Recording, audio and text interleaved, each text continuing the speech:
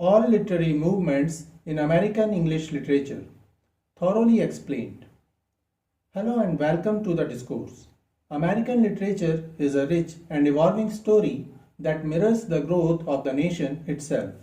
Each literary movement reflects a moment in time when American writers tried to understand their society, define their identity, and respond to cultural change.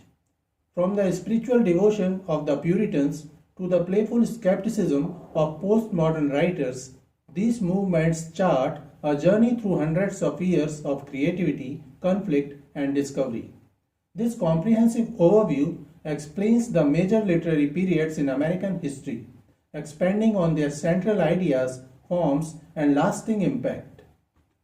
Colonialism and Puritanism, early 1600s to late 1700s. American literature began not with fiction or poetry, but with practical writing created by early settlers who struggled to survive and make sense of the new world. The most powerful voice in this era came from the Puritans, whose belief in providence or God's active control over all events shaped every part of life, including literature. Their writing style was simple and direct because they valued clarity and moral purpose over artistic decoration. Instead of novels or stories, they wrote sermons, diaries, journals, religious arguments, and historical accounts that explained their experiences through a spiritual lens. One of the most important Puritan writers was Cotton Mather, whose massive work, Magnalia Christi Americana, attempted to record the religious history of New England and present the colonists as a chosen people guided by God. His writing helped shape the idea of America as a moral mission. Another essential figure was Annie Bradstreet, whose poems were published in The 10th Muse lately sprung up in America. Bradstreet wrote about her faith, her home, and her doubts with surprising honesty, offering a personal view of life in a strict community. Her poems added emotional depth to a period often remembered for its severity.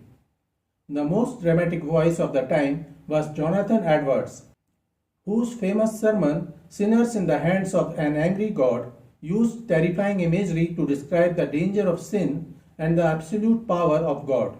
His work shows how strongly Puritan writers believed that literature should guide the soul and warn people against moral failure.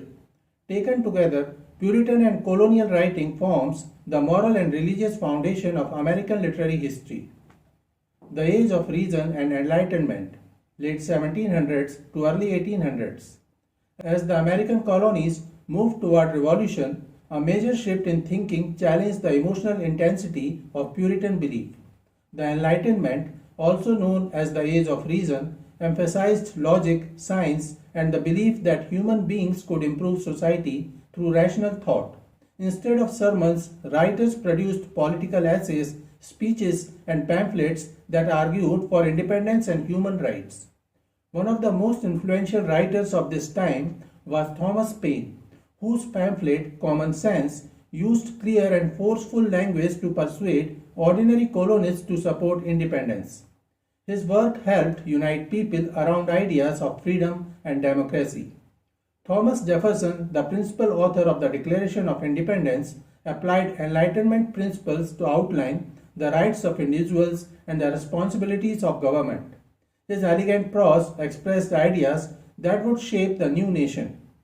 The Federalist Papers, written by Alexander Hamilton, James Madison, and John Jay, continued this intellectual tradition. These essays explained the proposed US Constitution and defended a strong central government.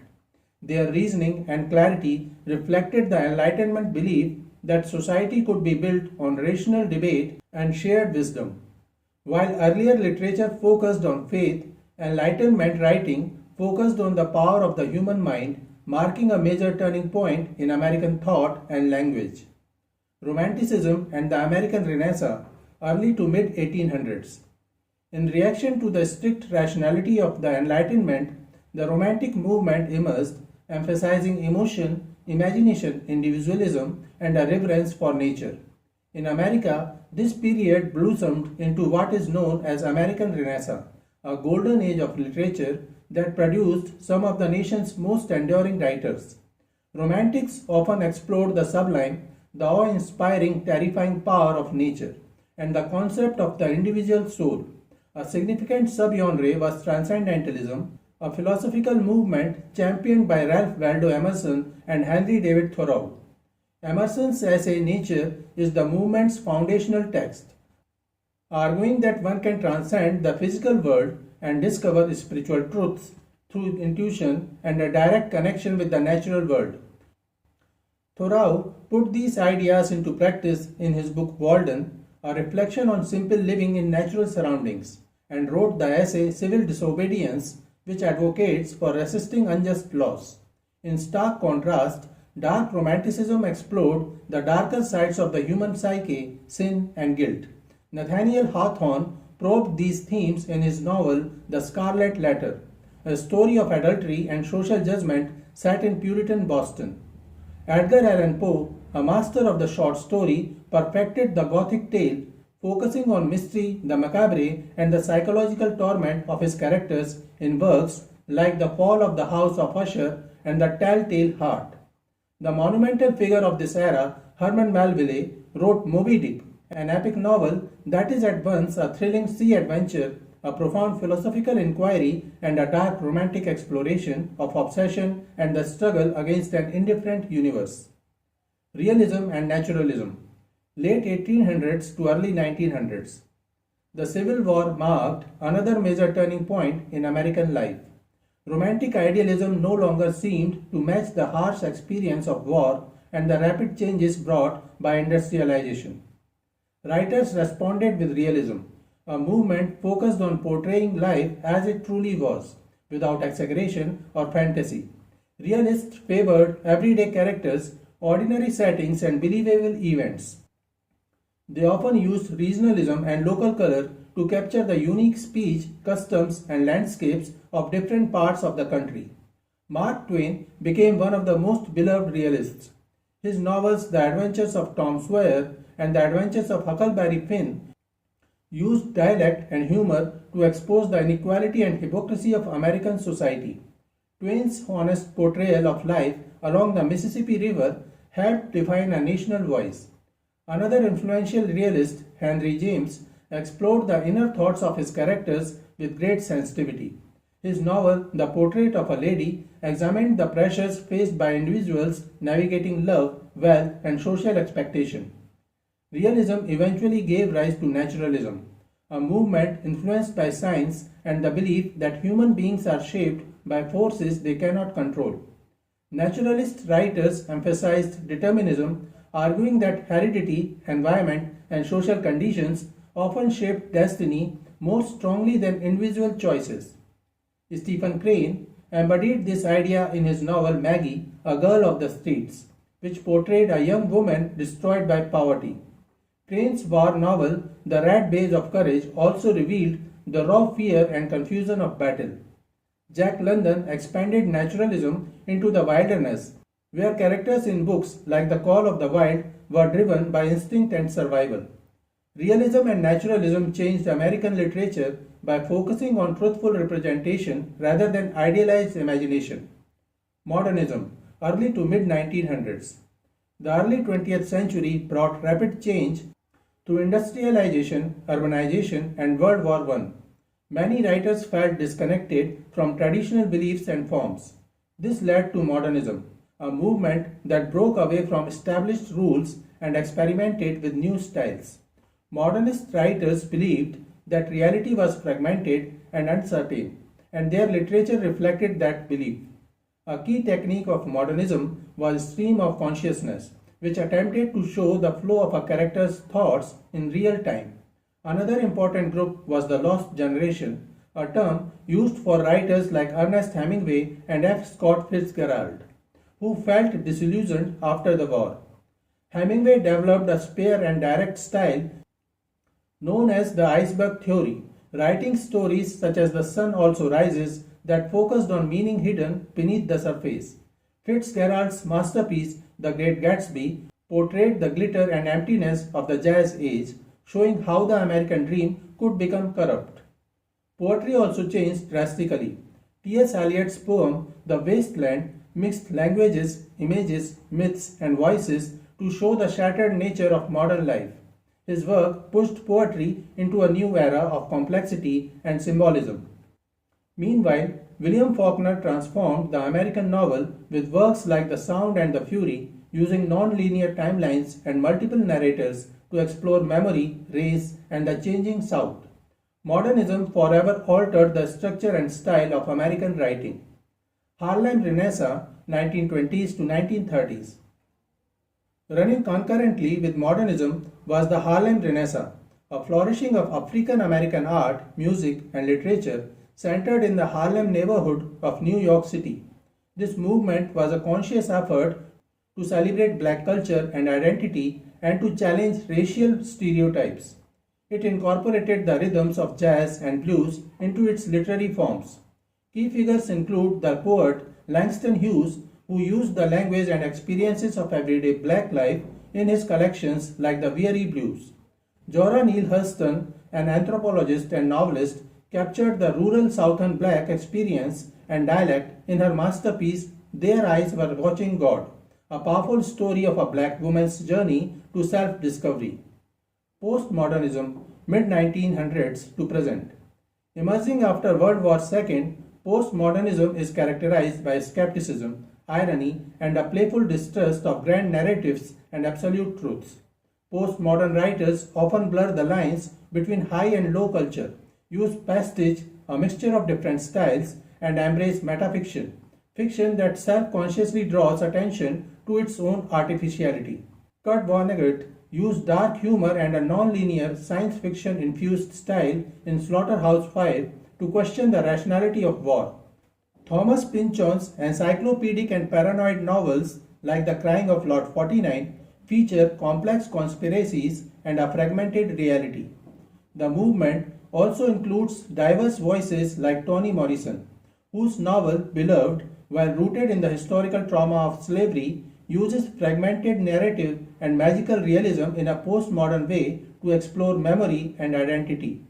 From the religious certainty of the Puritans to the playful skepticism of the postmodernists, American literary movements provide a fascinating window into the nation's ongoing struggle to define itself, its values, and its place in the world. A comparative view: American, British, and European literary movements. While American literature developed its own unique voice, it did so in constant dialogue with the literary traditions of Britain and Europe. Understanding the comparisons and contrasts between these parallel movements reveals a great deal about the distinct cultural and historical forces that shaped each body of work. The Enlightenment was a transatlantic phenomenon, but its literary expression differed on each side of the ocean. In Europe, the movement was deeply philosophical and often satirical, as seen in the biting social critiques of the French writer Voltaire in Candide or the sophisticated rational prose of the British essayist Joseph Addison and Sir Richard Steele. In America, however, the Enlightenment was inherently political and practical.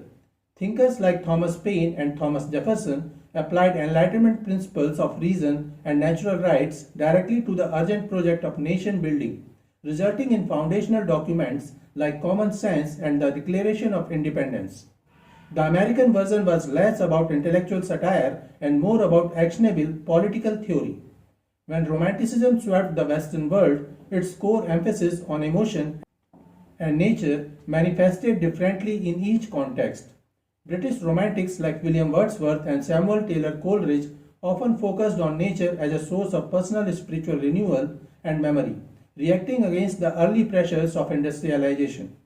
Their European counterpart, the French writer Victor Hugo, infused his works with a grand historical sweep and a social conscience. American romantics, while influenced by these figures, possessed a distinct sense of scale and purpose. Writers like James Fenimore Cooper and the Transcendentalists explored the vast, untamed American wilderness not just as a picturesque backdrop, but as a fundamental source of national identity and divine truth. Furthermore, the American strain of dark romanticism, embodied by Nathaniel Hawthorne and Edgar Allan Poe, explored the themes of sin, guilt, and the psychological grotesque with an intensity that distinguished it from its European Gothic cousins, often rooting its anxieties in the specific pressures of the new nation's Puritan past. The move toward realism also highlights key divergences.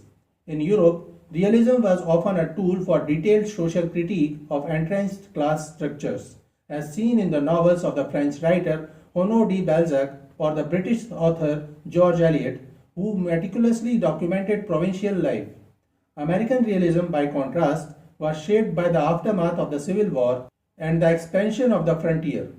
The works of Mark Twain are quintessential examples, using regionalism and local color to capture the diverse dialects and rapidly changing social fabric of a country still defining itself. This focus on capturing a uniquely American voice and experience set it apart from the more society-focused European realism. Similarly, naturalism found a more extreme expression in America.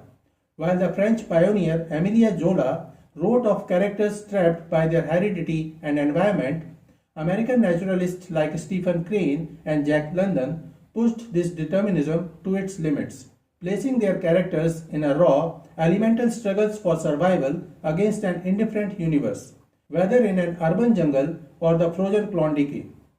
The modernist period was perhaps the most internationally unified movement, with writers on both continents sharing a sense of post-war disillusionment and a desire for radical artistic experimentation. Techniques like stream of consciousness were developed simultaneously by the Irish writer James Joyce in Ulysses and the British author Virginia Woolf in Mrs. Dalloway. However, the thematic concerns differed. European modernists often grappled with the weight of a long, decaying history. American modernists, particularly the lost generation of Ernest Hemingway and F. Scott Fitzgerald, were defined by their expatriation and their focus on what they saw as the spiritual emptiness and corrupted idealism of America itself, most famously in Fitzgerald's critique of the American dream in The Great Gatsby. Finally, the Harlem Renaissance has no direct parallel in British or European literature of the same period. It was a uniquely American cultural explosion rooted in the Great Migration and the consolidation of African American identity in northern cities. While European modernism was fascinated with primitive art, the Harlem Renaissance was a powerful, self-determined assertion of cultural identity and intellectual achievement from within the black community, producing foundational figures like Langston Hughes and Zora Neale Hurston. This movement stands as a powerful example of how America's diverse social fabric produced literary movements that were entirely its own. In conclusion, American literary movements consistently adapted and transformed European influences to address its own specific realities. The presence of a vast frontier, the legacy of the Puritan ethos, the trauma of the Civil War, and the complex project of building a multi-ethnic democracy. This process resulted in a literary tradition that is both a part of and distinct from the broader Western canon. So this is it for today. We will continue to discuss the history of American English literature. Please stay connected with the discourse. Thanks and regards.